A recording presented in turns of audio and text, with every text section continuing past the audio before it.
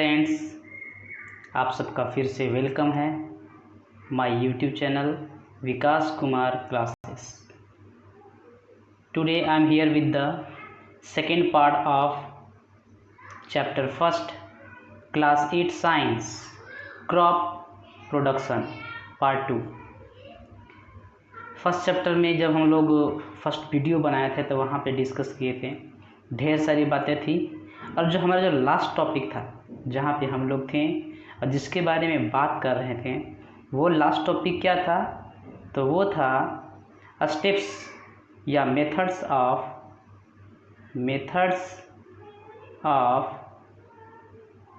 Agriculture. यानी agriculture का क्या क्या मेथड है, हम लोग जो क्रॉप प्रोडक्शन करते हैं। एग्रीकल्चर मीन्स यहाँ पे हम लोग बात करेंगे क्रॉप प्रोडक्शन का, यानी कि जो मेथड हम लोग बात कर रहे थे क्रॉप प्रोडक्शन, उसका मेथड क्या क्या है, ये सारी बातें हम लोग करते हैं। What are the important steps, what are the important methods for crop production. तो इसमें हम लोग कुछ कुछ बातें सीख चुके थे। जैसे फर्स्ट स्टेप क्या होता है, प्रिपरेशन ऑफ सॉइल, यानी सॉइल को प्रिपेयर किया जाता है by the help of plough या ट्रैक्टर। सॉइल को टिल्ट किया जाता है, हम लोग सॉइल को टिल्ट करते हैं, ठीक है, उसी को हम लोग टर्निंग ऑफ सॉइल भी बोलते हैं। सेकेंड मेथड था सीड सिलेक्शन एंड सोविंग, यानी कि सीड को सेलेक्ट करना है, सीड कैसा होना चाहिए, इसके अलावा जो सीड हम ले रहे हैं उसका क्वालिटी कैसा होना चाहिए, ये सारी बातें हम लोग बात कर चुके थे, ठीक है। तो सीड सिलेक्शन भी हो गया था। अब उसको सोइंग मतलब कि सो भी दिए थे, उनको बुआई कर दिए थे, ठीक है। इसके बाद हम लोग बात किए थे थर्ड, वेरी इंपॉर्टेंट थर्ड था मैन्योरिंग, यानी कि मैन्योरिंग किसको बोलते हैं और मैन्योरिंग कितने प्रकार से किया जाता है। तो दो तरह से किया जाता है मैन्योरिंग। फर्स्ट है बाय हैंड या दूसरा हो सकता है बाय हैंड नहीं बोल सकते हैं, नेचुरल प्रोसेस, यानी कि नेचुरल प्रोसेस से भी मैन्योरिंग कर सकते हैं। इसके अलावा बाय एडिंग फर्टिलाइज़र, ठीक है। नेचुरल प्रोसेस के अलावा जैसे नेचुरल प्रोसेस में क्या था, फील्ड फैलो, यानी कि कुछ समय तक आप फील्ड को क्या रख दीजिए, खाली रख दीजिए, उसमें किसी भी प्रकार का कोई क्रॉप्स नहीं होना चाहिए, फील्ड फैलो। इसके बाद था क्रॉप रोटेशन, यानी कि हर एक बार क्रॉप को रोटेट करते रहेंगे हम लोग, यानी एक ही क्रॉप को बार बार नहीं लगाएंगे। इसके रीजन्स के बारे में सारी चीज़ें बातें हो चुकी थी। क्रॉप रोटेशन के बाद एक होता है मिक्स्ड क्रॉपिंग, ये सब नेचुरल प्रोसेस ऑफ मैन्योरिंग है। मिक्स्ड क्रॉपिंग ये सब नेचुरल प्रोसेस है फॉर मैन्योरिंग। चलिए इतना हो गया था। इसके बाद होता है बाय आर्टिफिशियल मेथड, यानी नेचुरल मेथड के बाद में artificial method by adding manures, यानी कि आप मैन्योर का इस्तेमाल कर सकते हैं। इसके अलावा आप फर्टिलाइज़र का इस्तेमाल भी कर सकते हैं, फर्टिलाइज़र मिला करके उसको हम लोग सॉइल को क्या कर सकते हैं, फर्टाइल बना सकते हैं, ठीक है। तो ये सारी बातें हो चुकी थी। आज हम लोग जब आज का जो वीडियो है उसको शुरू करेंगे तो कहाँ से शुरू करेंगे, किस जगह से? तो आइए देखिए, सबसे पहले हम लोग डिफरेंस देखेंगे, यानी कि difference between manures and fertilisers. तो दो तीन डिफरेंस देख लेते हैं मैन्योर्स और फर्टिलाइजर्स के बीच का, जो बहुत ही इम्पोर्टेंट है। ये एग्ज़ाम में आते हैं और नहीं भी आते हैं तो हमारे नॉलेज के लिए बहुत ज़रूरी है, ये हमें जानना चाहिए कि क्या डिफरेंस है। तो सबसे पहला डिफरेंस है, यहाँ पे देखिए मैन्योर्स है फर्स्ट कॉलम में, सेकंड कॉलम में है फर्टिलाइजर्स। तो मैन्योर्स जो होता है वो क्या, एक ऑर्गेनिक कंपाउंड है, यानी कि एक ऑर्गेनिक सब्सटेंस है जो नेचुरल मेथड से बनाया जाता है। दूसरा ये हो गया कि जो फर्टिलाइजर्स होते हैं क्या है, ये इनऑर्गेनिक साल्ट्स हैं जो ह्यूमन के द्वारा बनाया जाता है। These are inorganic salts made by human. तो ये फर्स्ट हो गया। सेकेंड डिफरेंस देखिए क्या है, सेकेंड डिफरेंस, जो मैन्योर है वो मैन्योर ऑर्गेनिक मैटर से बनाया जा रहा है, यानी कि हम लोग मैन्योर कैसे बनाते हैं, by waste materials obtained from animals and plants, यानी कि एनिमल्स और प्लांट्स का जो वेस्ट है, डेड एंड डिकेइंग सब्सटेंस होता है, उससे जो बनाते हैं उसको हम लोग बोलते हैं मैन्योर। तो मैन्योर जो है वो ऑर्गेनिक मैटर में रिच होता है। These are rich in humus, यानी ह्यूमस का मतलब ऑर्गेनिक मैटर में रिच रहेगा, लेकिन इनऑर्गेनिक न्यूट्रिएंट्स के बारे में ये क्या होता है, अनरिच होता है, यानी कि लैक होता है उसमें, यानी इनऑर्गेनिक न्यूट्रिएंट्स इसमें नहीं होता। वैसे ही अगर फर्टिलाइजर को देखा जाए तो फर्टिलाइजर क्या होता है, तो these are rich in inorganic nutrients, यानी कि इनऑर्गेनिक न्यूट्रिएंट्स इसमें ज़्यादा होता है, लेकिन डू नॉट कंटेन ह्यूमस, तो ह्यूमस की कमी होती है इसमें, यानी कि उसमें फर्टिलाइजर है उसमें ऑर्गेनिक सब्सटेंस की कमी होती है। दूसरी बात जो मैन्योर है, मैन्योर को जो फार्मर्स के द्वारा ये फील्ड पे ही बनाया जाता है, यानी कि they are prepared in field by farmers. लेकिन जो फर्टिलाइज़र है, फर्टिलाइज़र को हम लोग फैक्ट्रीज में बनाते हैं, they are prepared in factories. ये है डिफरेंस। इसके अलावा और डिफरेंस लिखना चाहते हैं तो और भी लिख सकते हैं, जैसे यहाँ पे कॉलम बनाएंगे, 4th नंबर का डिफरेंस यहाँ पे भी लिखेंगे, 4th नंबर का डिफरेंस यहाँ पे भी लिखेंगे।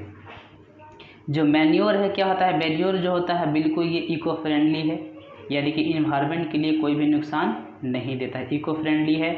और ये जो है ये इको फ्रेंडली नहीं है, they are not eco friendly, they pollute our environment. ये इन्वायरमेंट को फर्टिलाइज़र क्या करेगा, पोल्यूट करेगा।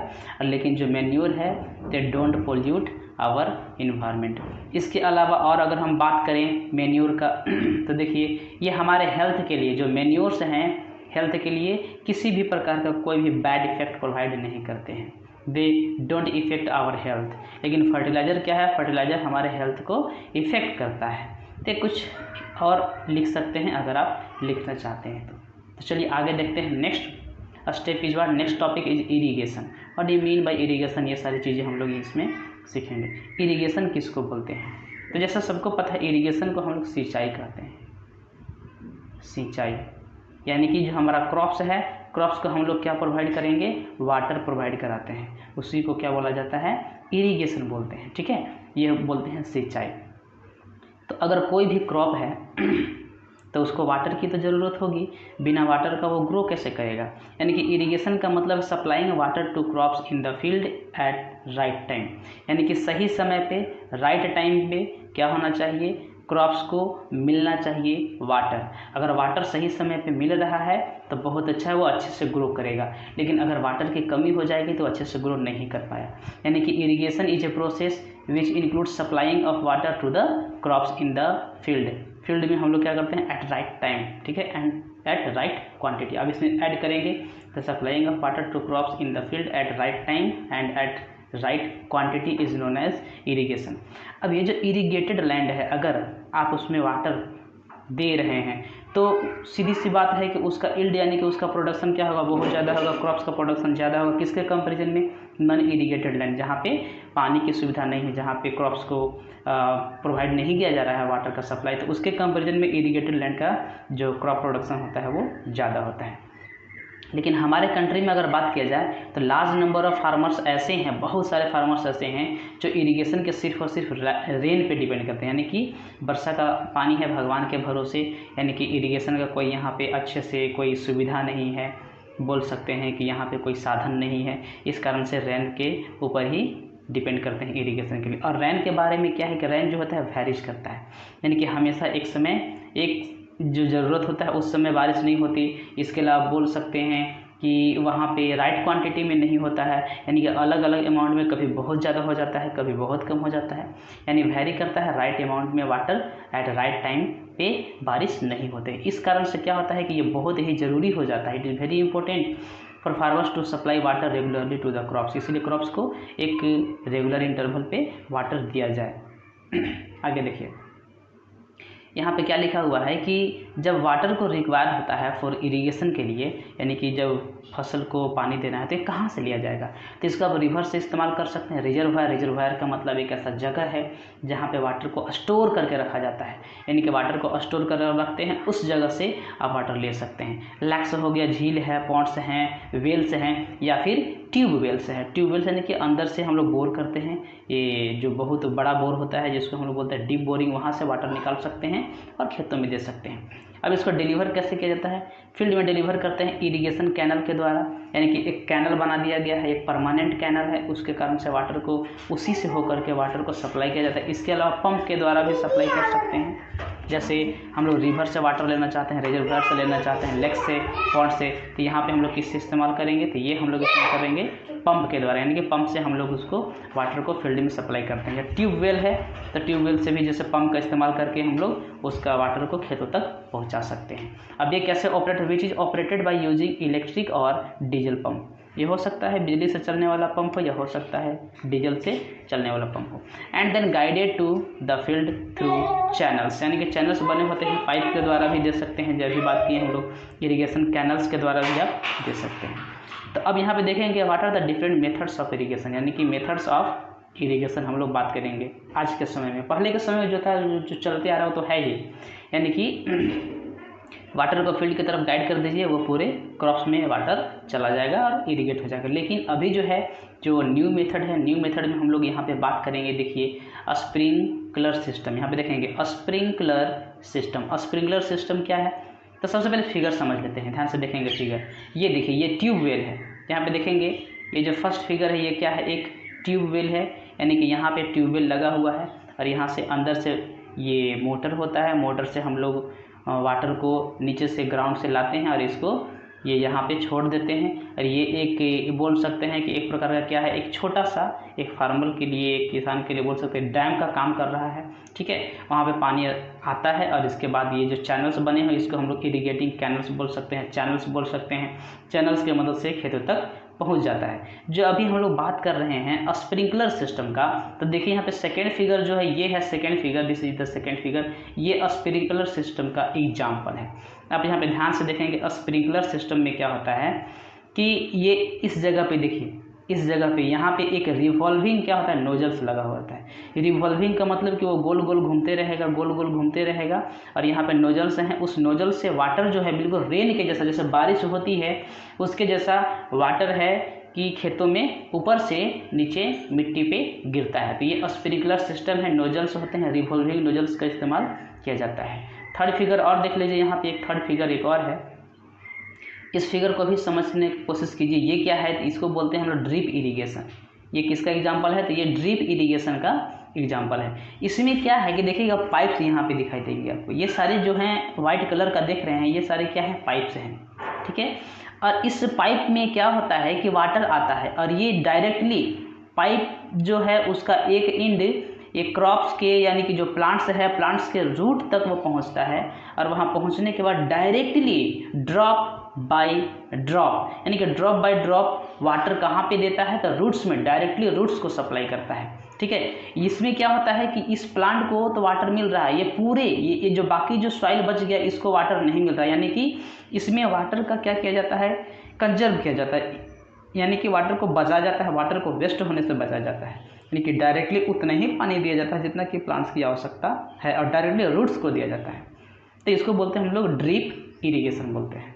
तो चलिए हम लोग यहाँ पे बात करेंगे स्प्रिंकलर सिस्टम का कि water escapes from revolving nozzle and is sprinkled like rain, यानी कि बारिश जैसे होता है, बारिश के जैसा ही खेतों में इसको ऊपर से नीचे की ओर स्प्रिंकल किया जाता है। ठीक है, this system is useful for Sandy soil and uneven land, यानी कि एक ऐसे जगह जहाँ पे जो सॉइल है सैंडी है। सैंडी सॉइल का मतलब होता है कि that contain a large amount of sand, यानी कि सैंड जिसमें ज़्यादा हो वैसी मिट्टी को सैंडी सॉइल कहते हैं।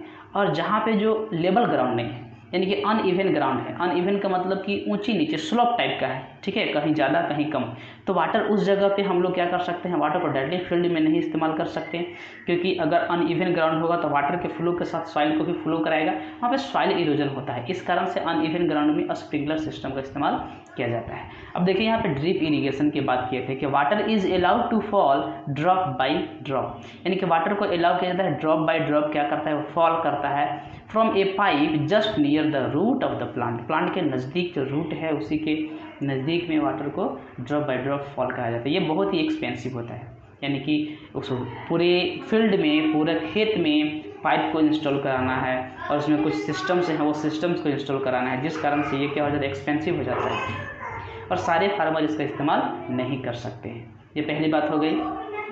ये उस जगह पे यूजफुल है ज़्यादा जहाँ पे वाटर का क्या होता है, शॉर्टेज, वाटर स्कार्सिटी है, यानी कि वाटर का शॉर्टेज होता है, जिसके का बारिश नहीं होती, पानी की सुविधा का बहुत कम है, लोगों को वाटर स्कार्सिटी को फेस करना पड़ता है। इस कारण से वहाँ पे हम लोग क्या कर सकते हैं, ड्रिप इरिगेशन मेथड का इस्तेमाल कर सकते हैं। और all farmers are not affordable, यानी कि सबके लिए this method is not affordable for all farmers because it is very expensive, ये बहुत खर्चीला होता है, इस कारण से हर एक फार्मर इसका इस्तेमाल नहीं करते हैं। अब आगे यहाँ पे देखेंगे, क्रॉप जो है वो वाटर को नीड करता है राइट टाइम पे और राइट क्वांटिटी पे। ऐसा नहीं है कि कभी भी आप क्रॉप को पानी दे दीजिए, जितना मन है उतना दे दीजिए, ऐसा बिल्कुल नहीं है। जैसे एग्जांपल में देखिए, राइस प्लांट जो है उसको बहुत ज़्यादा पानी चाहिए। ठीक है, यानी कि ट्रांसप्लांटेड इनटू फीड, यहाँ पे एक वर्ड है ट्रांसप्लांटेड। ट्रांसप्लांटेड का मतलब क्या होता है कि हम लोग राइस का जो प्लांट है वो डायरेक्ट हम लोग सीड नहीं लगाते हैं। सबसे पहले एक जगह पे छोटे छोटे हम लोग सीडलिंग्स को तैयार करते हैं जिसको नर्सरी कहा जाता है। ये अब यहाँ से इसको निकाल करके एक बड़े फील्ड में मिट्टी को तैयार किया जाता है, कीचड़ जैसा बनाते हैं।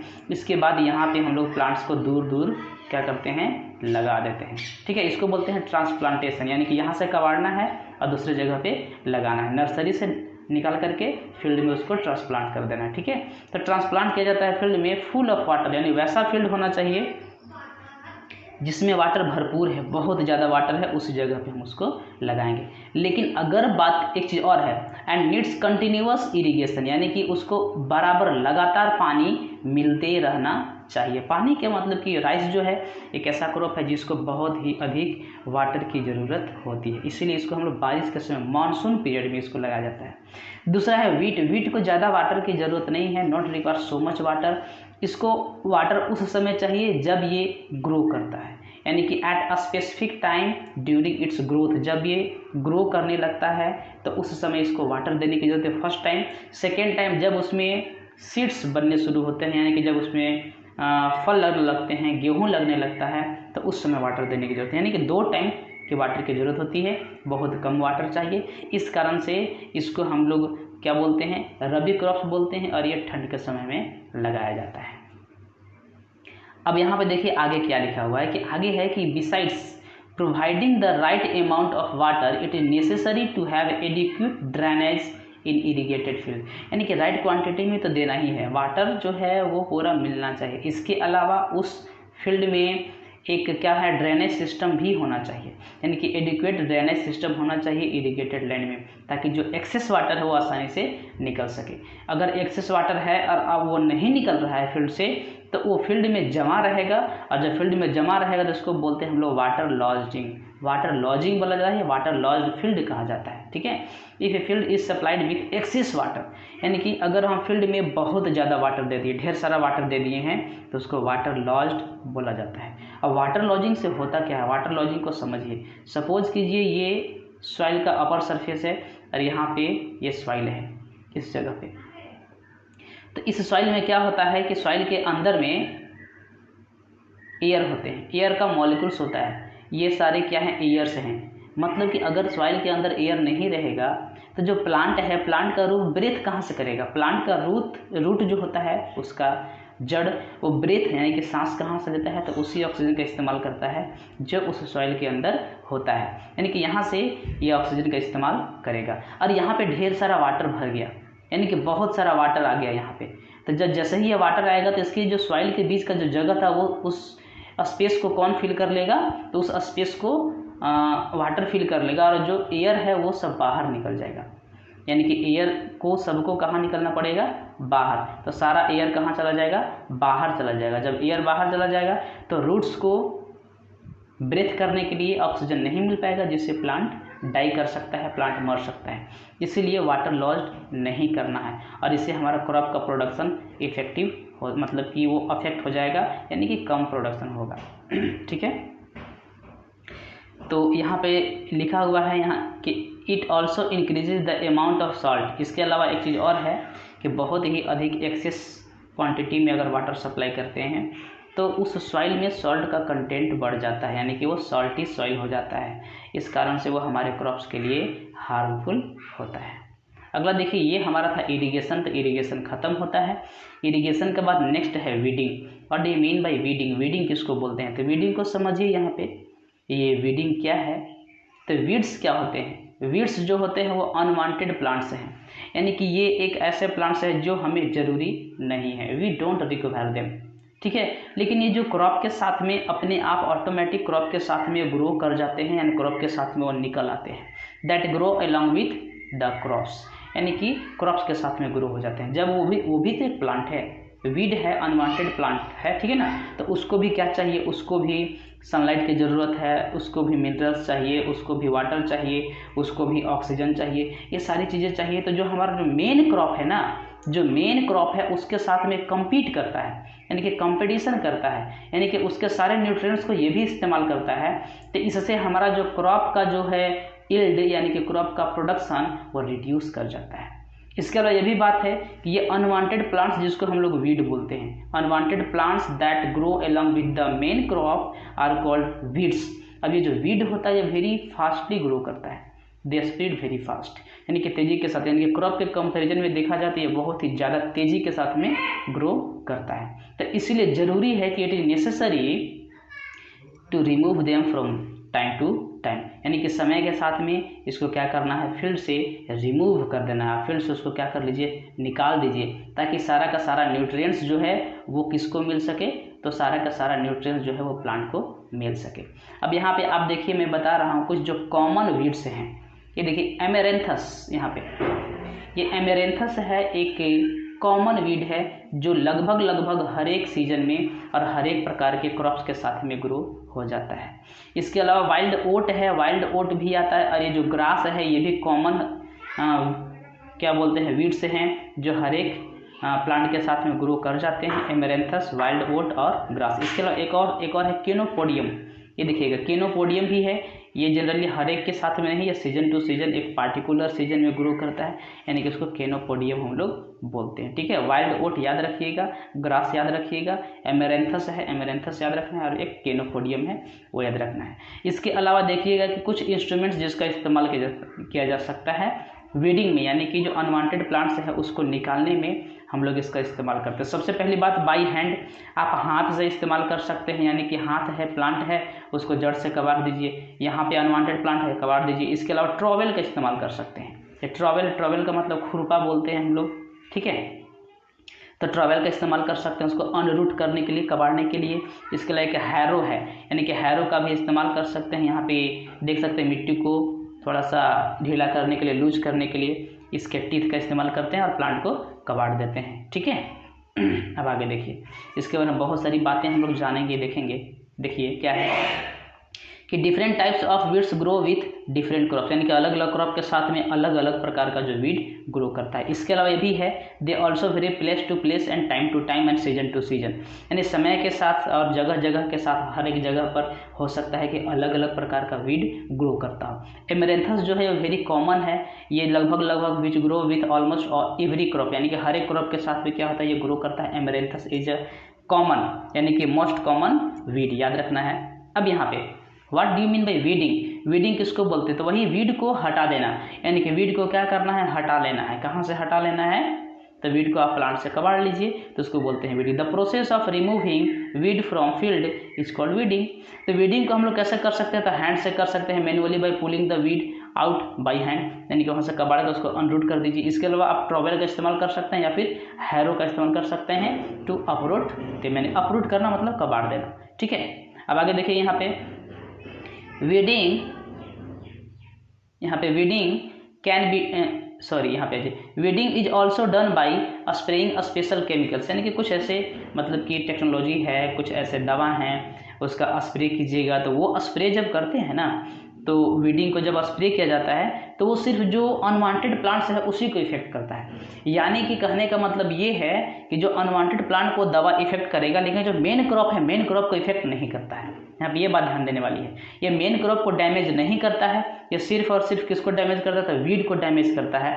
यानी कि दे destroy weed but not effect the main crop, यानी मेन क्रॉप को अफेक्ट नहीं करता है। यानी कि ऐसा दवा, ऐसा केमिकल जिसको स्प्रेइंग करने से वीड हट जाता है उसको हम लोग क्या बोलते हैं, तो उसको हम लोग हर्बिसाइड्स बोलते हैं। हर्बिसाइड्स बोल सकते हैं या फिर वीडीसाइड्स बोल सकते हैं। वीड को हटाने वाला दवा है तो वीडीसाइड्स हम लोग उसको बोलेंगे।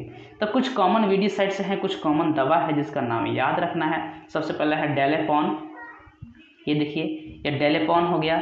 इसके अलावा आप देखिएगा और आपको मिलेगा मेटाक्लोर है, डेलेपॉन और मेटाक्लोर दो हो गए, ये मेटाक्लोर है, एक हो गया डेलेपॉन, दूसरा है मेटाक्लोर, तीसरा है सिनियाजीन, ये देखिए सिनियाजीन। ठीक है, तो सिनियाजीन याद रखना है, मेटाक्लोर याद रखना है और डेलेपॉन।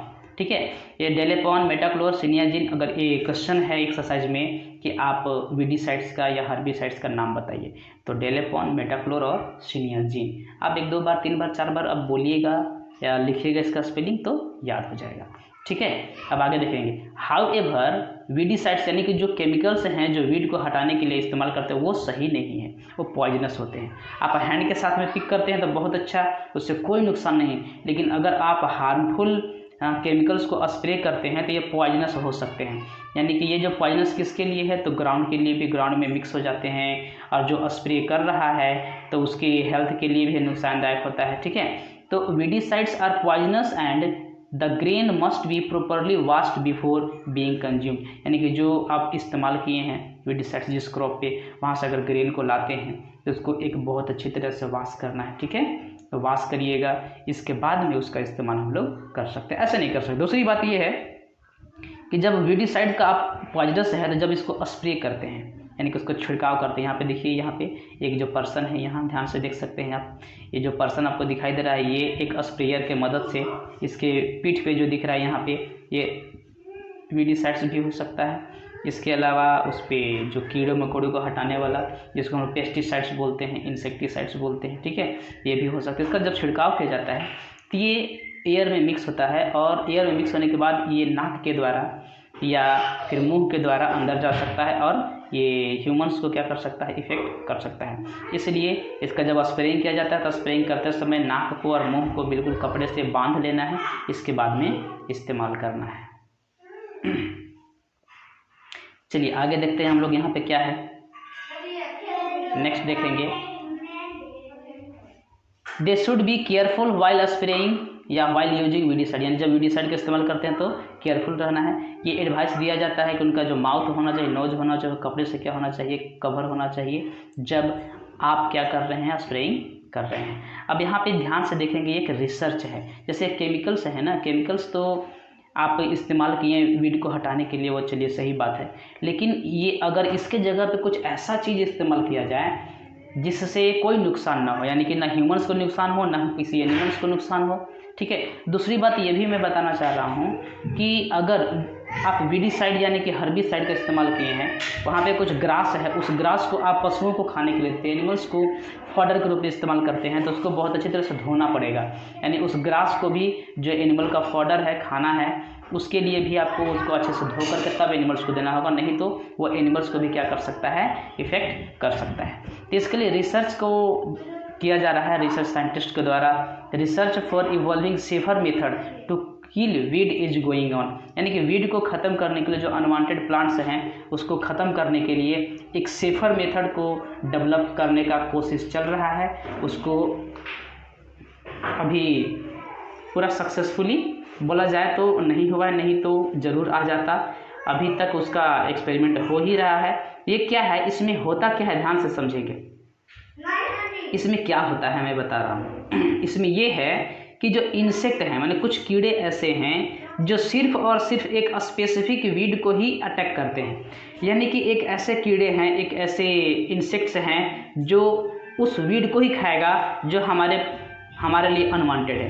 यानी एक ऐसा इंसेक्ट को चूज करना है जो वीड को खा करके, यानी कि वीड को कंज्यूम करके क्या कर देगा, ख़त्म कर देगा पूरी तरह से, ठीक है। तो उसको हम लोग इस्तेमाल करेंगे। Have been used to control those weeds, यानी कि इस प्रकार से उस इंसेक्ट का इस्तेमाल कर सकते हैं ताकि वीड को पूरी तरह से ख़त्म किया जाए। लेकिन अगर एक बार उस इंसेक्ट को आप लाते हैं और फील्ड में छोड़ देते हैं तो उनका नंबर अचानक बढ़ने लगता है, और जब वो ढेर सारे नंबर्स में हो जाएंगे तो वीड तो ऑटोमेटिक जल्दी ही ख़त्म हो जाएगा, यानी कि वीड का जो प्लांट है वो ख़त्म, सारे उन लोग कंज्यूम कर जाएंगे। इसके बाद वो क्रॉप पे अटैक करेंगे, क्योंकि अगर खाने के लिए कुछ नहीं मिलेगा तो क्रॉप को ही खाएगा। इस कारण से क्या होता है कि it is necessary to check the reproduction of these insect, यानी उस इंसेक्ट के रिप्रोडक्शन को चेक करना है। चेक मतलब कंट्रोल करना होता है। तो ऐसा एक्सपेरिमेंट किया गया है। Experiment have been conducted to attract and trap the male population of the insect, यानी कि एक ऐसा एक्सपेरिमेंट किया गया है जिससे सिर्फ और सिर्फ ज़्यादा से ज़्यादा मेल इंसेक्ट है उसी को अट्रैक्ट किया जा सके और फील्ड में उसी को रखा जा सके, क्योंकि अगर वो मेल पॉपुलेशन होगा तो वो उसका रिप्रोडक्शन नहीं कर पाएगा, जितना है उतना ही रहेगा, ठीक है। यानी कि ताकि हम उसके पॉपुलेशन को क्या कर सके, चेक कर सके, कंट्रोल कर सके। आगे देखेंगे, इसके बाद है हम लोग वीडिंग भी पढ़ लिए। वीडिंग के बाद आता है protection from paste and diseases, यानी कि पेस्ट से, डिजीज से उसको क्या करना है, क्रॉप को प्रोटेक्ट करना है। पेस्ट क्या होते हैं देखेंगे। स्पेलिंग थोड़ा सा ध्यान देना है, PAST, ये पेस्ट नहीं है, ये पेस्ट का इस्तेमाल यहाँ पे नहीं करना, यहाँ पे है PEST, ये पेस्ट है, ठीक है। ये पेस्ट का मतलब होता है चिपकाना, किसी भी चीज़ को कहीं जगह पे काटना, लगाना। ये पेस्ट का मतलब होता है जो कीड़े मकोड़े हैं वो पेस्ट हैं, जो प्लांट को अटैक करते हैं, तो प्लांट को डिस्ट्रॉय करते हैं, उसको हम लोग पेस्ट बोलते हैं। तो यहाँ पे देखिए पेस्ट आर ऑर्गेनिज्म, यानी कि वैसे ऑर्गेनिज्म हैं that attack and damage crops, यानी जो अटैक करते हैं और क्रॉप्स को क्या कर देते हैं, डैमेज कर सकते हैं। ये इसके में क्या क्या शामिल हो सकता है, दे में भी रोडेंट्स, रोडेंट्स का मतलब रैट्स, यानी कि जो चूहे हो सकते हैं, इसके अलावा स्क्वेरल भी हो सकते हैं, यानी कि स्क्वेरल भी होते हैं, ये सब रोडेंट्स हैं। और हो सकता है कि इंसेक्ट हो सकता है, इंसेक्ट में कौन, लोकस्ट हो सकता है, लोकस्ट यानी कि टिड्डा, जो बहुत ही ग्रुप में चलता है, लार्ज नंबर ऑफ ग्रुप होता है। इसके अलावा क्या हो सकता है, विविल्स हो सकते हैं, विविल्स का मतलब हम इसको घून बोलते हैं, यानी कि जो चावल में, जो मक्के में, जो गेहूं में लगता है और गेहूं के दाने को अंदर से खा करके खोखला कर देता है, उसको विविल्स बोलते हैं। टर्मिट्स हो सकते हैं, यानी कि दीमक भी हो सकते हैं जो प्लांट को नुकसान पहुंचाते हैं। जो रैट्स है वो ईट कर जाता है ग्रेन्स को, जो ग्रेन्स बनता है उसको ईट कर जाएगा। लेकिन जो वेयरएज इंसेक्ट जो होते हैं, जो कीड़े होते हैं, वो क्रॉप को ही डैमेज करते हैं, वो ग्रेन्स को नहीं, वो क्रॉप को ही डैमेज करेंगे। इसके अलावा जब ग्रेन होता है तो ग्रेन को भी क्या कर देता है, डैमेज कर देता है। इसलिए पेस्ट को क्या करना है, कंट्रोल करना है, पेस्ट को मारना है, यानी कि फील्ड से पेस्ट को हटाना है।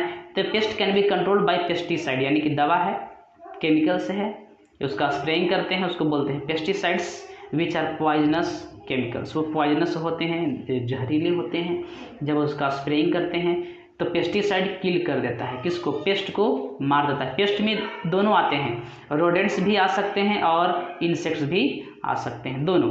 यानी कि क्या कर देगा, पॉइजनस होने के कारण उनको, पेस्ट को किल करता है, इसके साथ में उनके एग्स को भी क्या कर सकता है, डिस्ट्रॉय कर देता है। और एग्स से जो लार्वा निकल चुके हैं, जो छोटे छोटे हैं, जो बेबी स्टेज में है, उस लार्वा को भी क्या कर देता है, मारता है। But do not effect the plant, लेकिन प्लांट को कोई इफेक्ट नहीं करता है।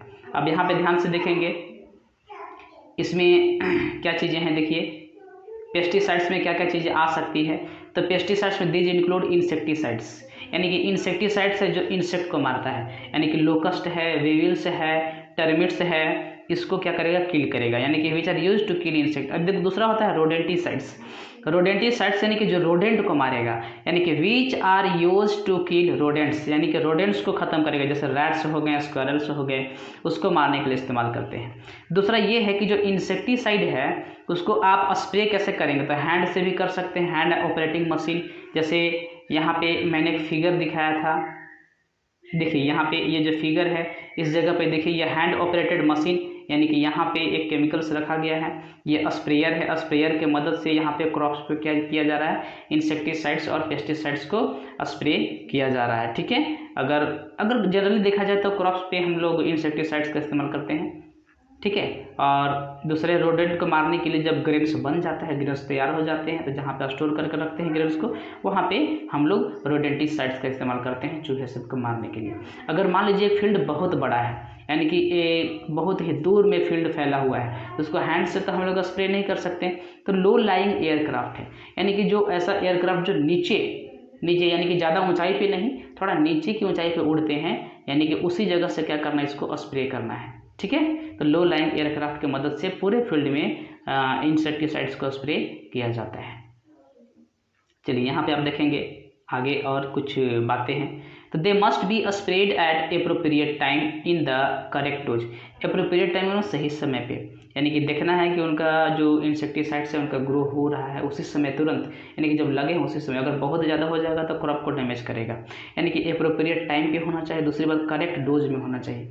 करेक्ट डोज कहने का मतलब क्या है कि सही मात्रा में, बहुत ज़्यादा मात्रा में कि अगर हम पूरी तरह से ख़त्म कर देंगे, बहुत ज़्यादा मात्रा में इस्तेमाल करेंगे, तो इससे होता क्या है कि जो ये पेस्ट हैं वो पेस्ट क्या होते हैं, रेसिस्टेंट हो जाते हैं टू देम, यानी कि उनके ऊपर दवा का कोई प्रभाव नहीं पड़ता, यानी कि वो रेसिस्ट हो जाते हैं, रेसिस्टेंट हो जाएंगे। इस कारण से हमको करेक्ट डोज में ही इंसेक्टिसाइड का इस्तेमाल करना चाहिए। और क्वेश्चन ये भी पूछ सकता है कि कुछ इंसेक्टिसाइड का नाम बताइए क्या है। तो सम कॉमन इंसेक्टिसाइड्स आप देखिए यहाँ पे है मेलाथियन, एक फर्स्ट है मेलाथियन, याद रखना है नाम, MALATHION मेलाथियन है। दूसरा है डाइसिस्टन, DISYSTON डाइसिस्टन मेलाथियन, और एक है डाइसिस्टन। फिर से मैं बोल रहा हूँ MALATHION, यहाँ पे जब देख सकते हैं मेलाथियन ये है एक इंसेक्टिसाइड है, और डाइसिस्टन क्या है, डाइसिस्टन भी एक इंसेक्टिसाइड, यानी कि 2 इंसेक्टिसाइड के यहाँ पे नाम। हम लोग इसके पहले देखे थे वीडिसाइड्स, वीडिसाइड्स का कुछ नाम था जो याद रखना था, जैसे है डेलेपॉन, फर्स्ट था क्या था डेलेपॉन। डेलेपॉन मतलब कि उसका हम लोग इस्तेमाल करते हैं जो अनवांटेड प्लांट्स होते हैं उसको मारने के लिए, उसका इस्तेमाल हम लोग करते हैं। एक होता है मेटाक्लोर होता है, डेलेपॉन हो गया, मेटाक्लोर हो गया, एक था सिनियाजिन था। तो यहाँ पे आप देख सकते हैं, उसका नाम याद रखने की कोशिश कीजिए। ये देखिए यहाँ पे इस जगह पे आप देख सकते हैं डेलेपॉन है, दूसरा मेटाक्लोर है, तीसरा सिनियाजिन। ये क्या है, तो ये हर्बिसाइड्स हैं, ठीक है, या हर्बिसाइड्स बोल सकते हैं, या इसको आप वीडिसाइड्स भी बोल सकते हैं, जो वीड को मारने के लिए इस्तेमाल किया जाता है, हर्बिसाइड्स और वीडिसाइड्स, ठीक है। ये हो गया डेलेपॉन, मेटाक्लोर और सिनियाजिन। आगे देखिए यहाँ पे अभी जो मैंने 2 नाम बताया ये क्या है, ये इंसेक्टिसाइड्स हैं। देखिए यहाँ पे मेलाथियन है, दूसरा क्या है डाइसिस्टन है, ये 2 यहाँ पे हैं। ये क्या है, इंसेक्टिसाइड, जो इंसेक्ट को मारने के लिए इस्तेमाल किया जाता है। चलिए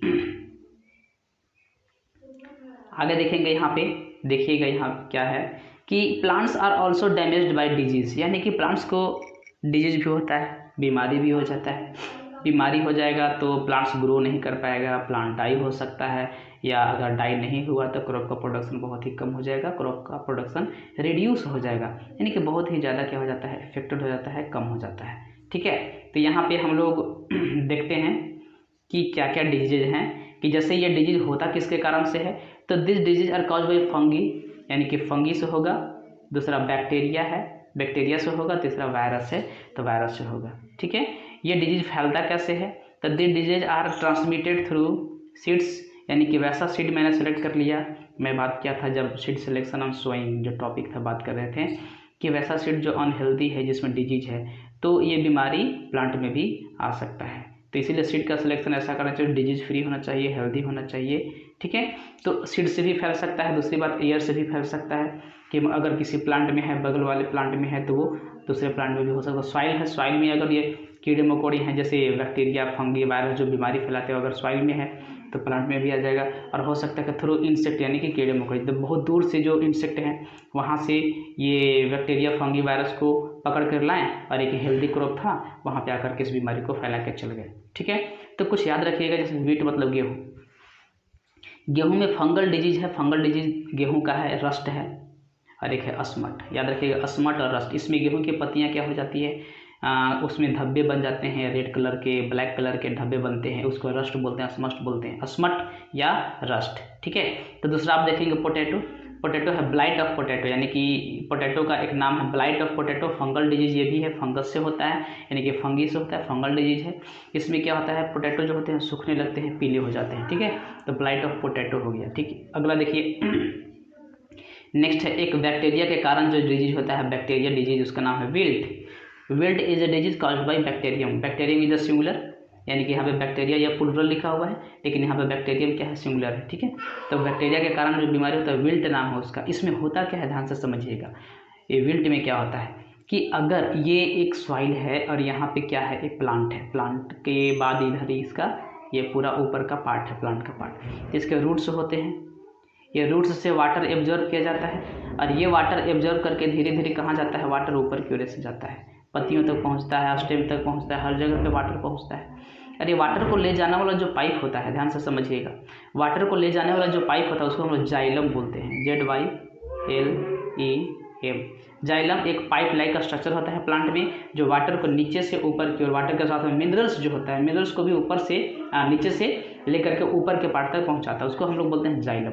तो ये जो विल्ट एक ऐसा बीमारी है जो किसको अफेक्ट करता है, जाइलम टिश्यू को ही क्या कर देता है, इफेक्ट कर देता है, यानी कि xylem tissue of the plant gets block, यानी कि इसका जो पाइप लाइक का स्ट्रक्चर जिसमें से वाटर होकर के जाता है उसी को ब्लॉक कर देता है। और जब ब्लॉक कर देगा तो वाटर इस जगह तक यानी ऊपर तक, लिप्स तक नहीं पहुंच पाएगा और फोटोसिंथेसिस नहीं हो पाएगा, जिस कारण से प्लांट जो होते हैं, प्लांट विल्ट जो है प्लांट को क्या कर देता है, डाई कर देता है, ठीक है।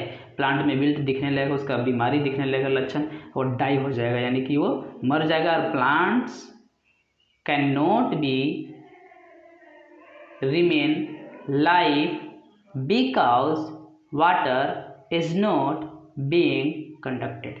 यानी कि प्लांट जो है वो बिल्कुल डाई हो गया, can not be remain life, जिंदा नहीं रह सकता। क्यों? क्योंकि वाटर का कंडक्शन रुक गया है। चलिए विल्ट के बारे में याद रखिएगा। वीट, फिर से एक बार मैं रिपीट कर रहा हूँ, ये सब बीमारी का नाम याद रखना है। वीट है गेहूँ, गेहूँ का बीमारी है रस्ट और स्मट। पोटैटो है ब्लाइट ऑफ पोटैटो। ये तीनों यानी कि रस्ट है, स्मट है और ब्लाइट है, ये तीनों फंगल डिजीज है। ठीक है, एक बैक्टीरिया के द्वारा डिजीज होता है जिसका नाम है विल्ट बोलते हैं। ये जाइलम को इफेक्ट करता है और वाटर का कंडक्शन नहीं होने के कारण प्लांट मर जाता है। अगला देखिए, नेक्स्ट यहाँ पे है स्प्रेइंग ऑफ केमिकल्स, यानी कि जो केमिकल्स का जो स्प्रेइंग किया जाता है फॉर वेरियस काइंड्स, यानी कि बहुत प्रकार के केमिकल्स जब स्प्रेइंग करते हैं तो gives protection of crops against the disease, यानी इस डिजीज को रोकने के लिए आप केमिकल्स का इस्तेमाल कीजिएगा। उनके लिए स्पेशल दवा होता है, उस दवा का हम लोग स्प्रेइंग करते हैं जिससे ये बीमारी ठीक हो जाती है और क्रॉप को हम लोग प्रोटेक्ट कर सकते हैं। अब यहाँ पे फंगल डिजीज था, जैसे हम लोग बात किए थे rust, smut, blight of potatoes, ये सब फंगल डिजीज हैं। तो फंगल डिजीज को ठीक करने के लिए केमिकल्स है, एक ग्रुप ऑफ पेस्टिसाइड्स बोलते हैं। ये पेस्टिसाइड्स के अंतर्गत ही आता है, यानी कि पेस्ट, जैसे ध्यान से सुनिए, पेस्ट में क्या क्या चीज़ आते हैं? तो पेस्ट में रैट्स भी आ सकता है, यानी रोडेंट्स आ सकते हैं। रोडेंट्स के अलावा इंसेक्ट भी आ सकते हैं, इसके अलावा इसमें माइक्रोब्स भी आ सकते हैं, माइक्रोब्स भी आ सकते हैं। यानी कि तीनों का नाम यहाँ पे देखिएगा, रोडेंट, इंसेक्ट्स और माइक्रोब्स, ये तीनों को मिला करके हम इसको क्या बोलते हैं? पेस्ट बोलते हैं। तो रोडेंट को मारने के लिए जो केमिकल्स है रोडेंटिसाइड्स, इंसेक्ट को मारने के लिए है वो इंसेक्टिसाइड्स, और माइक्रोब्स यानी कि जो माइक्रोब्स हो गया, जैसे फंगस हो गया जो बीमारी फैलाता है, इसको किल करने के लिए जो हम लोग इस्तेमाल दवा करते हैं उसका नाम है फंगीसाइड्स। ठीक है, यानी कि एक ग्रुप ऑफ पेस्टिसाइड, यानी पेस्टिसाइड का ही एक ग्रुप है जिसका नाम है fungicides, are used to destroy fungi, यानी कि फंगी को मारने के लिए फंगीसाइड्स इस्तेमाल करते हैं। तो फंगीसाइड्स क्या है? तो पेस्टिसाइड्स का ही एक टाइप है, it is a group of pesticides, याद रखिएगा। अब आगे देखिएगा यहाँ पे क्या है कि pesticides must be used with caution, यानी कि सावधानी के साथ इसका इस्तेमाल करना है। यानी कि pesticides must be used with caution, सावधानी के साथ। क्यों? Otherwise they can cause damage, ये क्या कर सकता है? हमें बीमार कर सकता है, हमें नुकसान पहुंचा सकता है। हम लोग क्रॉप के फायदे के लिए कर रहे थे तो क्रॉप को फायदा हुआ, लेकिन हमें नुकसान पहुंचा दिया। ठीक है, तो मतलब कि this kill useful insect as well, यानी कि हमें जो हमारे लिए यूजफुल इंसेक्ट होते हैं उसको भी मार देता है, यानी यूजफुल इंसेक्ट को भी ये डैमेज कर सकता है। जैसे हनी बी क्या होते हैं? जैसे फूल लगते हैं क्रॉप्स में, तो उस फ्लावर से नेक्टार लेने के लिए हनी बी आते हैं जो हनी तैयार करते हैं। तो हो सकता है अगर आप स्प्रेइंग किए हो, हनी बी आया और फूल पर बैठा तो वो मर जाएगा, हनी बी हो गया। इसके अलावा जो अर्थवर्म्स होते हैं, अर्थवर्म्स जो सॉइल में पाया जाता है, जो प्लांट के लिए यूजफुल होता है, जो सॉइल को लूज करने में मदद करता है, सॉइल को टिल्ट करता है, अपर सॉइल नीचे, नीचे वाला सॉइल ऊपर, ये जैसे करता है, ये फार्मर्स का फ्रेंड होता है अर्थवर्म, इसको भी मार सकता है। तो मतलब कि कुछ यूजफुल इंसेक्ट हैं उसको भी क्या कर सकता है? मार सकता है। इसके अलावा ह्यूमंस में ध्यान से देखेंगे, ह्यूमंस को भी ये डैमेज कर सकता है। इन ह्यूमंस लिखा हुआ यहाँ पे कि this cause irritation of skin, and skin में इरिटेशन हो सकता है, चिड़चिड़ापन हो सकता है, एंड रेस्पिरेटरी प्रॉब्लम, यानी सांस की बीमारी को भी ये पैदा कर सकता है। कौन? तो इंसेक्टिसाइड्स, फंगीसाइड्स, रोडेंटिसाइड्स जो भी हैं, जिसको हम लोग कॉमनली क्या बोलते हैं? पेस्टिसाइड बोलते हैं। तो पेस्टिसाइड्स केमिकल्स हैं ये, जैसे जितना फायदेमंद है उतना नुकसान भी है, इसलिए हमको इसका इस्तेमाल केयर के साथ में करना चाहिए, राइट अमाउंट में करना चाहिए, ज़्यादा नहीं करना चाहिए और राइट टाइम पे करना चाहिए। ऐसा नहीं कि जब आए तब कर दिए। The worst thing is that, जो सबसे ज़्यादा खतरनाक चीज़ है, यानी कि ये स्किन इरिटेशन तो देता ही है ह्यूमंस को, या रेस्पिरेटरी प्रॉब्लम तो देता ही है, जिससे बहुत ही जो खतरनाक बात है वो देखिए, ध्यान से समझेंगे। ये जो पेस्टिसाइड्स हैं, जो केमिकल्स हैं, वो सॉइल में मिक्स हो जाता है, यानी कि gate mixed up with the soil, soil में मिक्स हो जाएगा और सॉइल में जो वाटर कंटेंट है वाटर के साथ भी मिक्स हो जाता है। इसके अलावा जब वाटर में मिक्स हो जाएगा तो प्लांट्स तो वाटर चाहिए, प्लांट क्या करता है, वाटर को एब्जॉर्ब करता है। तो उस वाटर में जो पेस्टिसाइड मिक्स हो गया, जो केमिकल मिक्स हो गया है, तो वो वाटर के साथ में कहाँ पहुँच जाएगा, प्लांट, यानी कि एब्जॉर्ब बाय द प्लांट्स। ये प्लांट में एब्जॉर्ब होगा तो प्लांट में फ्रूट्स लगते हैं, सीड्स लगते हैं, जो कुछ भी है, तो this then enter our body, हमारे बॉडी में इंटर कर जाएगा। कब, जब हम उसको फ्रूट्स को खाएंगे, जब हम उसको वेजिटेबल्स को खाएंगे, तो हमारे बॉडी में भी इंटर कर जाएगा, और जैसे ही खाइएगा, इंटर करेगा, तो हमें नुकसान पहुंचाना शुरू कर देगा। ठीक है। अब यहाँ पे आप देखेंगे जो फ्रूट्स हैं, जो वेजिटेबल्स हैं, जो आप खरीद के लाते हैं मार्केट से, लाते हैं खरीद के, फल लाते हैं, सब्जी लाते हैं, ये सबको खरीद के लाया जाता है। कहाँ से खरीद के लाते हैं, तो ये हम लोग लाते हैं बाज़ार से खरीद के। ठीक है। अब यहाँ पे ध्यान से समझिए, जो फ्रूट्स और वेजिटेबल्स, उसके ऊपर में जो उसका अपर लेयर होता है, उस पर एक कोटिंग होता है पेस्टिसाइड्स का। पेस्टिसाइड मतलब कि इंसेक्ट को मारने के लिए, रोडेंट को मारने के लिए, या फंगस को मारने के लिए उसके ऊपर में स्प्रे किया जाता है, दवा का स्प्रे किया जाता है, ताकि वो ज़्यादा से ज़्यादा समय तक सेफ रह सके। तो सबसे पहले उसको खाने से पहले आप बहुत अच्छी तरीके से उसको वॉश कर लीजिए, केयरफुली क्या कर लेंगे, वॉश कर लेंगे बिफोर ईटिंग देम। नहीं तो अगर ऐसे खाइएगा कि these are harmful for our health, हमारे हेल्थ के लिए नुकसानदायक होता है। यानी जैसे अंगूर का बात करते हैं, अंगूर खरीद के लाते हैं, सेब का बात करते हैं, सेब खरीद के लाते हैं, तो इसको हम लोग क्या करते हैं, उसके ऊपर का जो पीलिंग्स होते हैं उसको हम लोग निकालते हैं। अंगूर को तो ऐसे ही खा जाते हैं। धोना बहुत ज़रूरी है, उसको सबसे पहले धोइए, क्योंकि उसके ऊपर का जो कोटिंग है जो केमिकल्स का, उसको हटाना जरूरी है, क्योंकि ये हमारे हेल्थ के लिए it is very harmful, it is very injurious to our health. ठीक है। अब यहाँ पे देखेंगे आगे, इट्स ए फैक्ट, यानी कि यहाँ पे एक फैक्ट दिया हुआ है, आप समझिए। एक होता है ऑर्गेनिक फार्मिंग। ऑर्गेनिक फार्मिंग का मतलब कि हम लोग यहाँ पे जो फार्मर्स लोग होते हैं, ये ऑर्गेनिक चीज़ का इस्तेमाल करते हैं, किसी भी केमिकल का इस्तेमाल नहीं करते हैं। यानी कि ऑर्गेनिक फार्मिंग क्या है, आप समझिएगा, देखिएगा। ऑर्गेनिक फार्मिंग मतलब कि इसमें केमिकल्स का इस्तेमाल नहीं करना है, यानी कि of crop cultivation implies biological method of fertilization and pest control. यानी कि जो पेस्ट का कंट्रोल करना है हमें, ठीक है, समझिए, जो पेस्ट को आप कंट्रोल करना चाहते हैं, जिस कीड़े को मारना चाहते हैं, जिस रोडेंट्स को मारना चाहते हैं, और जिस केमिकल्स के द्वारा आप फंगस को मारना चाहते हैं, बैक्टीरिया को मारना चाहते हैं, वायरस को मारना चाहते हैं, तो हम लोग केमिकल का इस्तेमाल करते हैं। इसके जगह पर हम लोग केमिकल का इस्तेमाल नहीं करेंगे, हम लोग इसका बायोलॉजिकल मेथड का इस्तेमाल करेंगे। ठीक है। बायोलॉजिकल मेथड का मतलब वैसा चीज़ जो प्लांट से बनता हो, वैसा दवा जो प्लांट से बनता है, जो एनिमल से बनता है, विदाउट यूजिंग केमिकल्स। इसीलिए हमको फर्टिलाइजर्स का इस्तेमाल नहीं करना है। फर्टिलाइजर्स के जगह पे हम लोग इसका मैन्योर्स का इस्तेमाल करेंगे। ठीक है। फर्टिलाइजर्स और पेस्टिसाइड्स के जगह पे हम लोग biological method of fertilization use करेंगे। बायोलॉजिकल हर्ब जो होता है, यानी कि हर्ब यानी कि जो क्या बोलते हैं, मेडिसिनल प्लांट होते हैं, उसके जो दवा बनता है उसका छिड़काव करेंगे, तो इसको बोलते हैं बायोलॉजिकल फार्मिंग। तो इट वाज स्टार्टेड इन 1930। 1930 में ये ब्रिटिश का एक एग्रीकल्चरल साइंटिस्ट था, यानी कि ब्रिटिश के ज़माने की बात है। वहाँ से ब्रिटेन से एक एग्रीकल्चर से रिलेटेड साइंटिस्ट आए थे, जिसका नाम है sir Albert Howard. Sir Albert Howard आए, इंडिया में उस समय आए थे, और क्या हुआ कि उन्होंने ये कंसिडर किया, he considered fertilizers and pesticides as being injurious to health. तो जैसे फर्टिलाइजर होते हैं, खाद जो उर्वरक बोलते हैं, पेस्टिसाइड है जो केमिकल्स हैं, ये हमारे स्वास्थ्य के लिए क्या था, बहुत ही इंजूरियस था। एंड ऑल्सो हमारे हेल्थ के लिए तो है ये, साथ साथ में इन्वायरमेंट के लिए भी क्या है, ये इंजूरियस है एंड अननेसेसरी। यहाँ पे लिखा हुआ है कि इसका कोई ज़रूरी नहीं है कि आप इस्तेमाल करें ही, ये क्या है, अननेसेसरी है फॉर सक्सेसफुल कल्टीवेशन। अगर आप एक बहुत ही सक्सेसफुल खेती करना चाहते हैं, ये सक्सेसफुल एग्रीकल्चर करना चाहते हैं, उसके लिए इस सब का इस्तेमाल कोई ज़रूरी नहीं है। ही लर्नड, उन्होंने सीखा क्या, the process of organic farming from Indian peasants.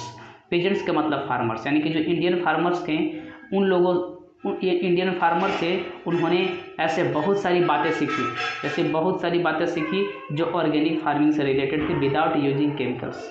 कैसे क्रॉप को हम लोग प्रोड्यूस कर सकते हैं। और उन्होंने क्या किया, whom he treated with respect as his professor. यानी कि सर अल्बर्ट हावर्ड थे, वो पेजेंट्स को प्रोफेसर के जैसा देखते थे, उनको बहुत ही रेस्पेक्ट करते थे। तो यहाँ पे एक इफेक्ट की बातें थी। अब यहाँ पे नेक्स्ट आता है हमारा नेक्स्ट टॉपिक हम लोग बात करेंगे। तो यहाँ पे देखेंगे सब लोग, नेक्स्ट टॉपिक है हार्वेस्टिंग, थ्रेसिंग एंड विनोइंग। ये जैसे हम लोग बात किए थे, क्या क्या चीज़ें बात की थी, ध्यान से सुनिएगा। जैसे हम लोग पढ़ रहे हैं यहाँ पे methods of crop production, what are the important steps, what are the important methods for crop production. तो इसका यहाँ पे आ गया है, ये जो है हार्वेस्टिंग है, थ्रेसिंग है और विनोइंग है। यानी कि जब एक बार फसल मैच्योर हो जाता है, वंस द क्रॉप मैच्योर्स, यानी कि जब तैयार हो जाता है फसल, तो इट इज़ हार्वेस्टेड। तो उसको क्या किया जाता है, वहाँ से काट लिया जाता है, यानी कि खेतों से वहाँ पे हम लोग क्या करते हैं, उसको निकाल देते हैं, यानी कि काट करके हटा देते हैं। तो आज ये देखिए, यहाँ पे देखेंगे कि ये जो हार्वेस्टिंग किया जाता है, ध्यान से देखेंगे, तो हार्वेस्टिंग करने के लिए आप मैन्युअली भी हार्वेस्ट कर सकते हैं, यानी कि खेतों से फसल की कटाई आप मैन्युअली कर सकते हैं बाय यूजिंग सिकल। सिकल का मतलब हंसुआ, दिख रहे हैं फिगर में, सिकल बोलते हैं। Sickle is use for harvesting, यानी कि मैन्युअली। दूसरा है, जब हार्वेस्टिंग कर लीजिएगा तो इसके बाद जो सीड होते हैं और जो क्रॉप है, तो क्रॉप से सीड को अलग करना होता है, उसको हम लोग बोलते हैं एक थ्रेसर मशीन है।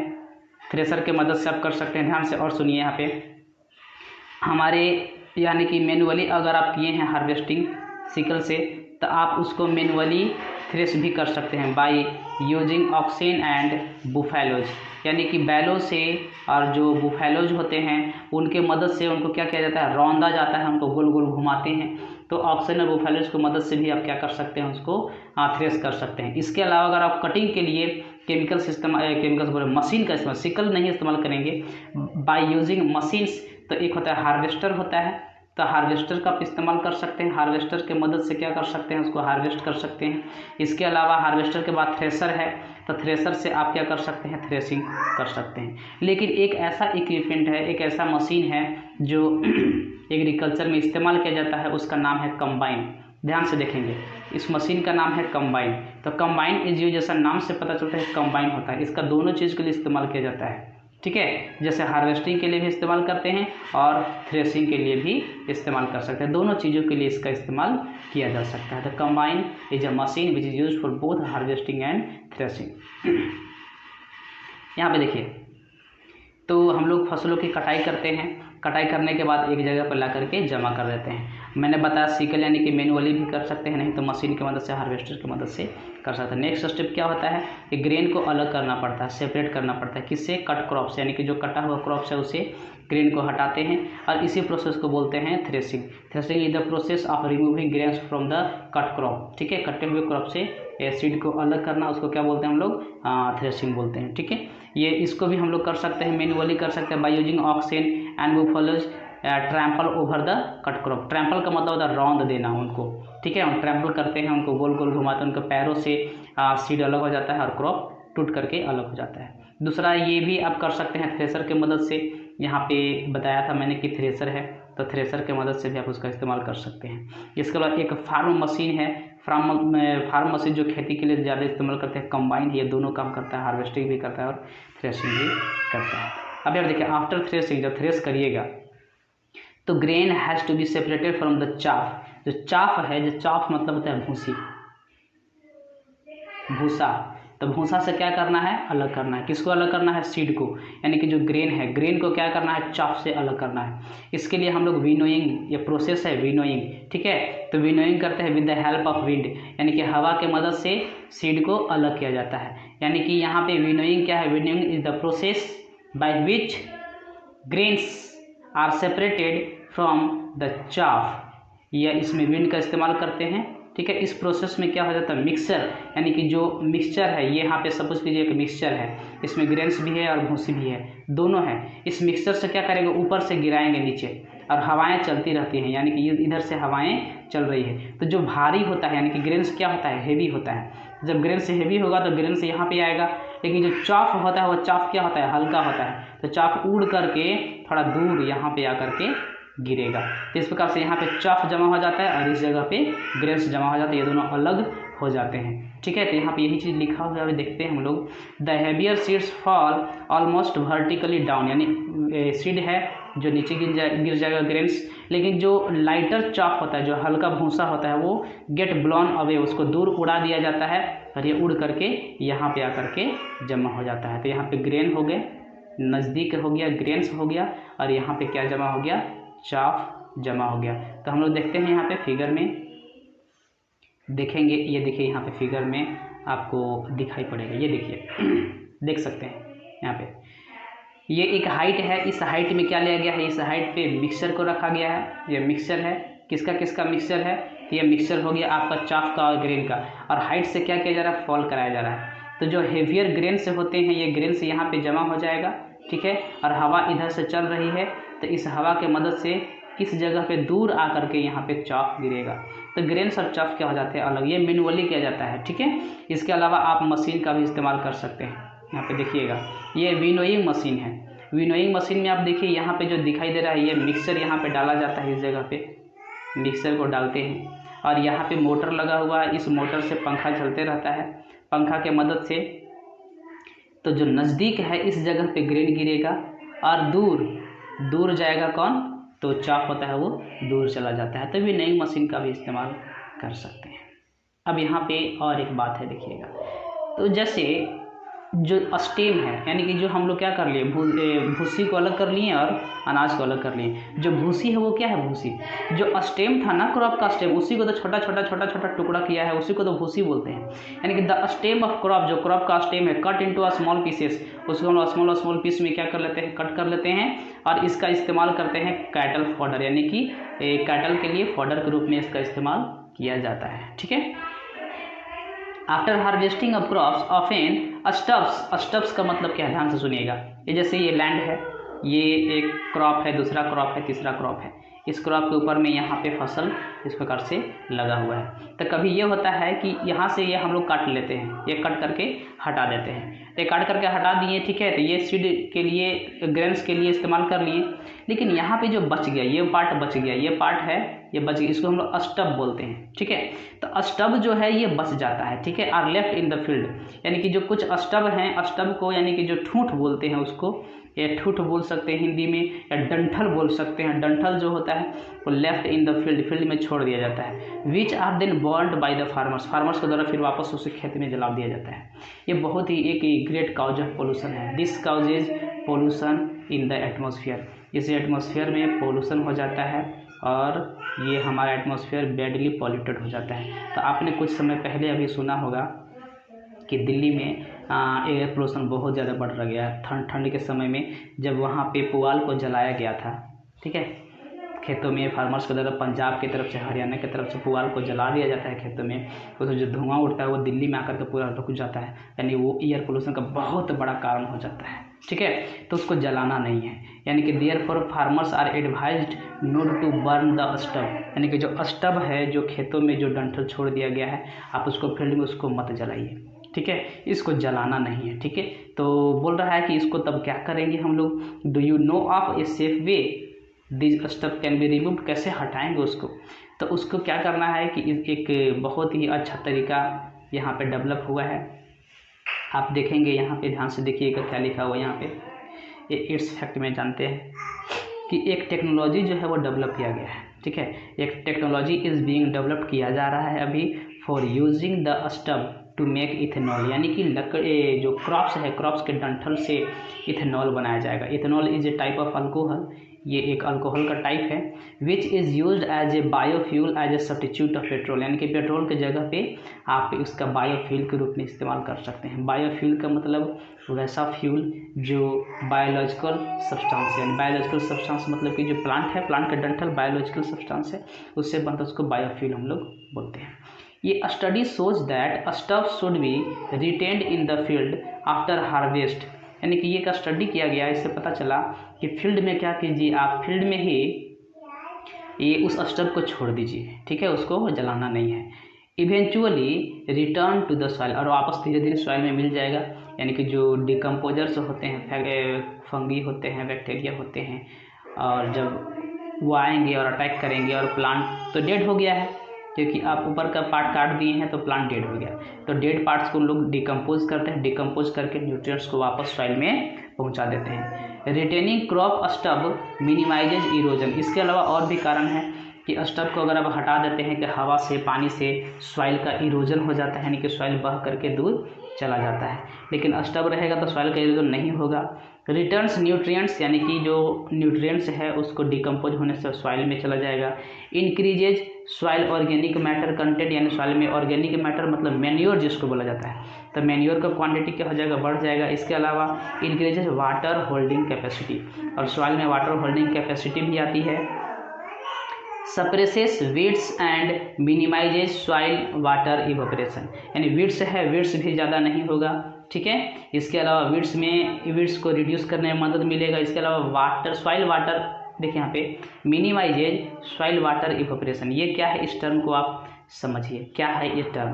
देखिए सॉइल वाटर इवोपरेशन क्या होता है, जैसे अगर आप ये कोई लैंड है इसको आप छोड़ देते हैं ऐसे ही, तो सूरज की गर्मी से इस सॉइल के अंदर में वाटर जो होता है वो वेपर बन करके, सॉइल भी है और वाटर भी है, तो वेपर बन करके ये ऊपर उड़ता है, यानी कि सॉइल में क्या हो रहा है, वाटर की कमी हो रही है, यानी कि वेपर बन करके उड़ रहा है, तो इसको बोलते हैं सॉइल वाटर इवोपरेशन।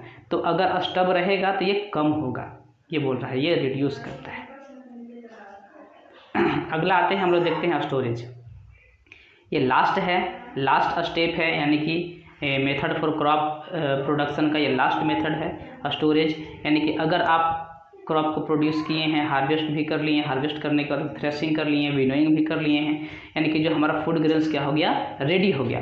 तो जब फूड ग्रेन्स रेडी हो जाता है उसमें मॉइस्चर ज़्यादा होता है, यानी कि harvested food grains normally contain more moisture than required for storage, यानी कि स्टोरेज के लिए, यानी कि जब हम उसको स्टोर करते हैं, स्टोर करने के लिए उसमें मॉइस्चर ज़्यादा होता है, और जब मॉइस्चर ज़्यादा होगा तो उसमें माइक्रोब्स डेवलप होते हैं, यानी कि माइक्रोब्स के लिए एक रियल कंडीशन है, ठीक है। तो ये जो ग्रेन्स है, ग्रेन्स को क्या हो जाएगा, स्पॉइल्ड बाय माइक्रोब्स, यानी कि माइक्रोब्स के द्वारा क्या हो जाएगा, स्पॉइल हो जाएगा, बर्बाद हो जाएगा, खराब हो जाएगा। इसीलिए स्टोर करने से पहले जो एक्सेस वाटर है, यानी कि excess moisture is removed by drying, यानी कि सुखाते हैं, सुखाने से उसके अंदर का जो एक्सेस मॉइस्चर है वो हट जाएगा। Drying the food grains in the sun, धूप में हम लोग सुखा देते हैं। इसके बारे में आप चैप्टर 2 में पढ़िएगा कि जो ड्राइंग होता है, ड्राइंग एक बेस्ट मेथड है माइक्रोब्स को रोकने के लिए, माइक्रोब्स को रोकने के लिए बेस्ट मेथड, क्योंकि माइक्रोब्स का ग्रो 2 कंडीशन में होता है, पहला वार्म मॉइस्चर होना चाहिए, वार्म होना चाहिए, और दूसरा मॉइस्ट होना चाहिए, यानी कि ये दोनों कंडीशन अगर मिलता है तो माइक्रोब्स बहुत ही आसानी के साथ में क्या करेगा, ग्रो करेगा। तो अगर हम धूप में सुखाएंगे तो मॉइस्चर क्या हो जाएगा, ख़त्म हो जाएगा। जब मॉइस्चर ख़त्म हो जाएगा तो माइक्रोब्स ग्रो नहीं करेगा। आगे देखिए क्या यहाँ पे लिखा हुआ है कि द ग्रेन्स, जो ग्रेन्स है ये जिससे मॉइस्चर निकाल दिए हैं, can now be packed in bags and beans, bags में पैक कर सकते हैं, ठीक है, बीन्स में पैक कर रख सकते हैं। बीन्स का मतलब क्या होता है कि एक लॉन्ग स्ट्रक्चर्स होते हैं जिस पे अनाज को रखा जाता है, उसको हम लोग बीन्स कहते हैं। ये बैग्स हो गया, और बीन्स कुछ इस प्रकार का होगा, ऐसा ये लंबे लंबे बीन्स होते हैं, इस प्रकार से बीन्स होते हैं, तो इसमें आप इसको रख सकते हैं, बैग्स में और बीन्स में रख सकते हैं। और अगर बहुत ही ज़्यादा लार्ज स्केल पे, यानी कि large scale storage of grains, यानी कि बहुत अधिक मात्रा में रखना है, ढेर सारा क्वांटिटी रखना है तो इसके लिए हम लोग क्या इस्तेमाल करते हैं, इसके लिए साइलोज का इस्तेमाल करते हैं। देखिए साइलोज, यानी कि large scale storage of grains can be done in silos, ठीक है, साइलोज में कर सकते हैं। उसी का नाम है ग्रेनरीज भी बोला जाता है। ग्रेनरीज का मतलब होता है अन्न भंडार, ग्रेनरीज का मतलब अन्न भंडार, यानी कि अन्न भंडार है, वहाँ पे आप इसका रख सकते हैं। तो साइलोज कैसा होता है, तो देखिए ये फिगर जो दिखाई दे रहा है यहाँ पे लार्ज स्केल में स्टोरेज किया जाता है, storage of grains on a large scale in silos, ठीक है। चलिए अब यहाँ पे आ जाइए। अब इतनी बड़ी मात्रा में, ध्यान से सुनिएगा, इतनी बड़ी मात्रा में आप क्या कर रहे हैं, स्टोर करके रख रहे हैं किसी भी फूड को बहुत अधिक मात्रा में। तो सबसे पहले ये है कि this must be made free from microbes, insects and rodents, यानी माइक्रोब नहीं होना चाहिए, क्योंकि माइक्रोब अगर आएगा तो पूरे अनाज को बर्बाद कर देगा। अगर कोई इंसेक्ट आ गया, रोडेंट्स आ गया तो सारे को सारे ख़त्म कर देगा। इसीलिए हम लोग क्या करते हैं, स्प्रेइंग केमिकल्स का स्प्रे करते हैं। And before storing the grains, यानी ग्रेन्स को स्टोर करने से पहले बिल्कुल पूरी तरह से स्प्रे कर लेते हैं, ताकि माइक्रोब्स, इंसेक्ट और रोडेंट्स पूरी तरह से वहाँ से क्या हो जाए, डिस्ट्रॉय हो जाए। The grains should be periodically inspected to ensure that they are not attacked by rodents, insect and microbes. और बार बार समय पे टाइम टू टाइम उनका इंस्पेक्शन किया जाता है। ठीक है, इंस्पेक्शन करते हैं और ये पता करते रहते हैं कि कहीं उन पे इंसेक्ट का, माइक्रोब्स का, रोडेंट्स का अटैक तो नहीं किया जा रहा है। अब देखिए, since grains are harvested once a year, क्योंकि ग्रेन्स जो है धान का फसल हो, गेहूं का फसल हो, या मसूर है या मस्टर्ड है, कुछ भी है, तो साल में एक ही बार होता है और उसका हम लोग कंजम्पशन पूरे साल करते हैं, यानी कि कंजम्पशन हम लोग पूरा फुल ईयर में करते हैं, लेकिन उसका जो रिप्रोडक्शन एक ही बार होता है। इस कारण से they need to be stored safely, यानी कि सेफली स्टोर करके रखना है, अच्छे तरह से स्टोर करके रखना है, so that they last till at least the next harvest season, यानी तब तक वो चलना चाहिए, स्टोर करके रखना है, वो तब तक लास्ट करना चाहिए जब तक कि अगला फिर से क्रॉप हमारा प्रोडक्शन ना हो जाए, तब तक रखना है। ठीक है, ये कम से कम है, एटलीस्ट लिखा हुआ यहाँ पे, एटलीस्ट का मतलब कम से कम वो नेक्स्ट हार्वेस्ट सीजन तक चलना चाहिए। लेकिन ऐसा प्रैक्टिस नहीं है, हमारा प्रैक्टिस थोड़ा अलग होता है। आप यह देखिए कि लेकिन प्रैक्टिस में ये होता है कि एन एक्स्ट्रा स्टॉक, यानी जो एक्स्ट्रा स्टॉक होता है उसको स्टोर करके रखा जाता है, एक अधिक क्वांटिटी में स्टोर करके रखा जाता है, जिसको हम लोग बफर स्टॉक कहते हैं। बफर स्टॉक बहुत ज़रूरी है, वेरी इंपॉर्टेंट। बफर स्टॉक जरूरी क्यों है कि इज ऑलवेज मेंटेन्ड, ये मेंटेन कर रखना है, so that grains are available in plenty, यानी कि कभी कभी सपोज कीजिए मानसून फेलियर हो गया, ठीक है ना, मानसून फेलियर हो गया, मानसून नहीं हुआ, जिस कारण से उस साल फसल ही नहीं हुआ। अगर मानसून फेलियर हो जाता है तो फसल नहीं होगा तो सारे लोग भूखे मर जाएंगे। इसलिए बफर स्टॉक बहुत ज़रूरी है, बफर स्टॉक को रखना है ताकि हम जब मानसून फेलियर हो जाए, जब फसल क्रॉप नहीं हो रहा है, क्रॉप का प्रोडक्शन नहीं हुआ, तो हम लोग सभी को एक बिल्कुल ही प्लेंटीफुल अमाउंट में, बहुत ही क्वांटिटी में, हर किसी को एबंडेंट क्वांटिटी में ग्रेन्स का सप्लाई कर सके। ठीक है, याद रखिएगा, buffer stock is necessary, is always maintained so that grains are available in plenty even if there is a shortage या shortfall in the production in a particular year।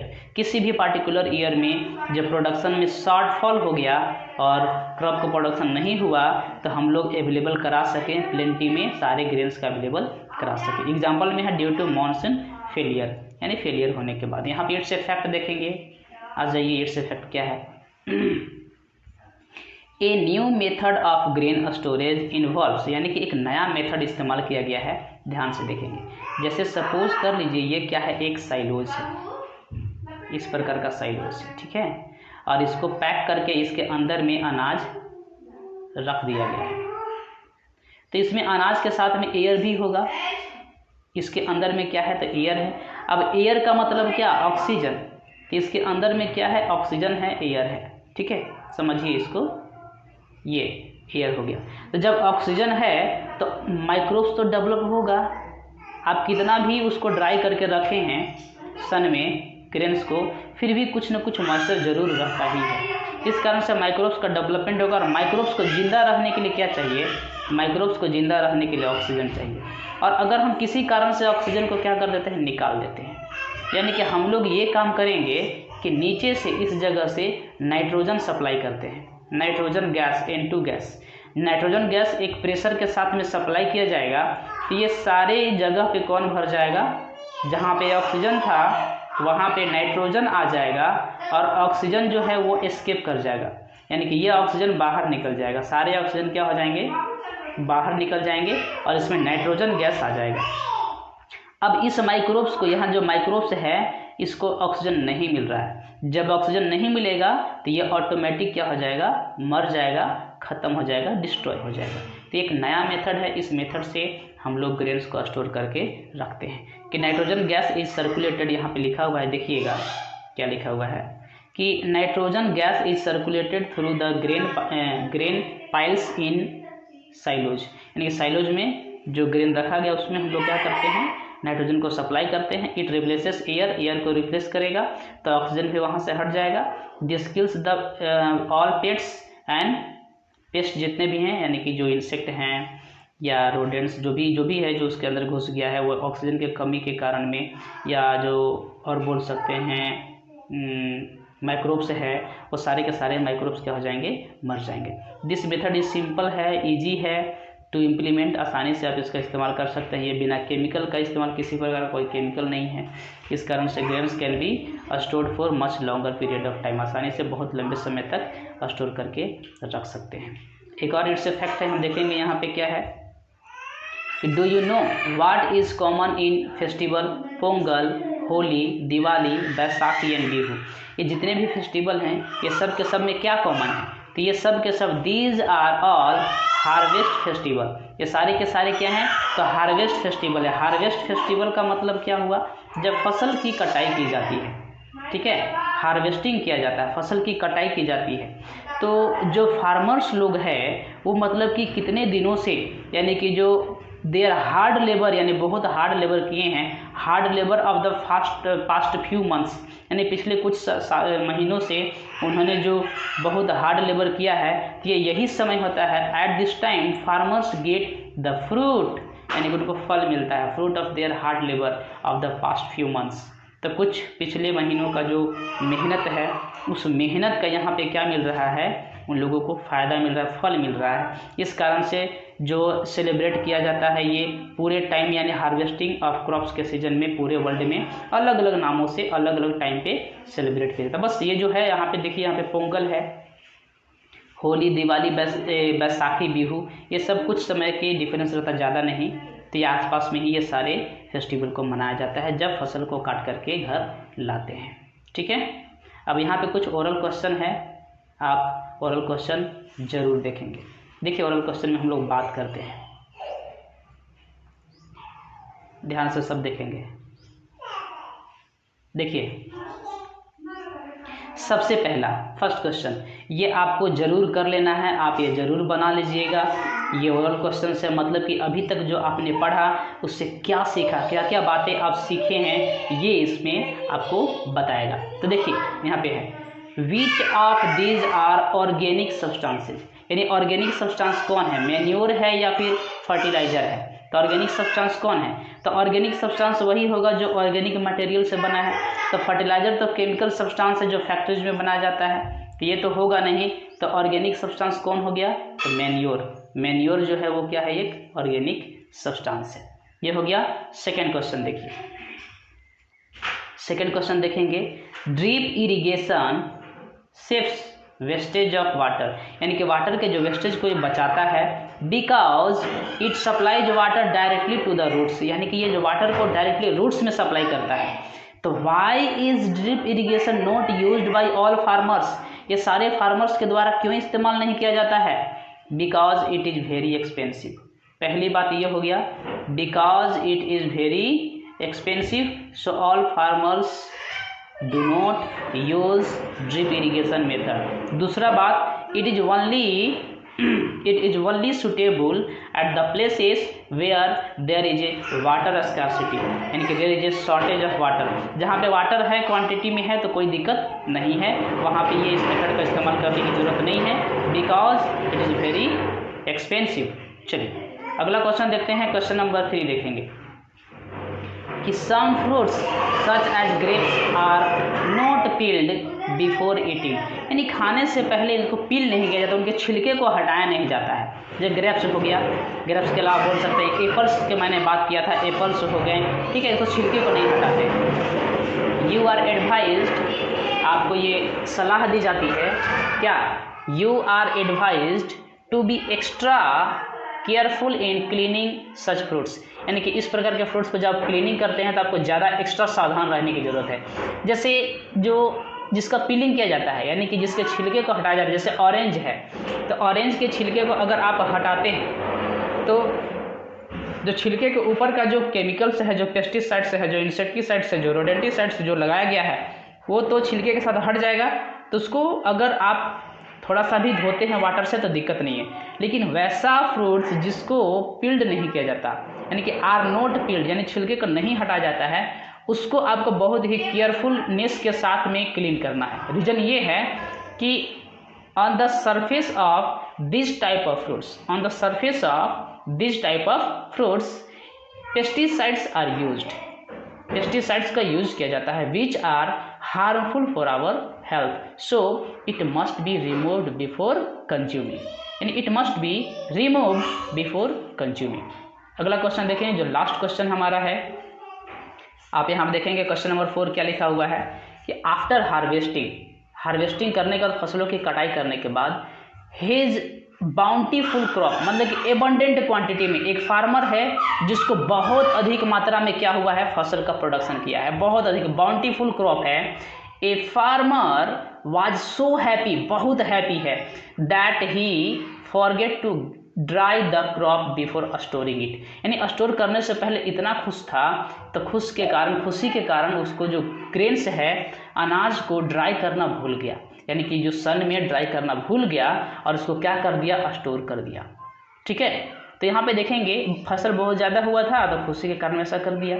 तो what problems can he face, यानी ऐसा कौन सा problem है जिसको face करना पड़ेगा, तो क्या क्या प्रॉब्लम वो फेस कर सकता है, तो ध्यान से देखिएगा।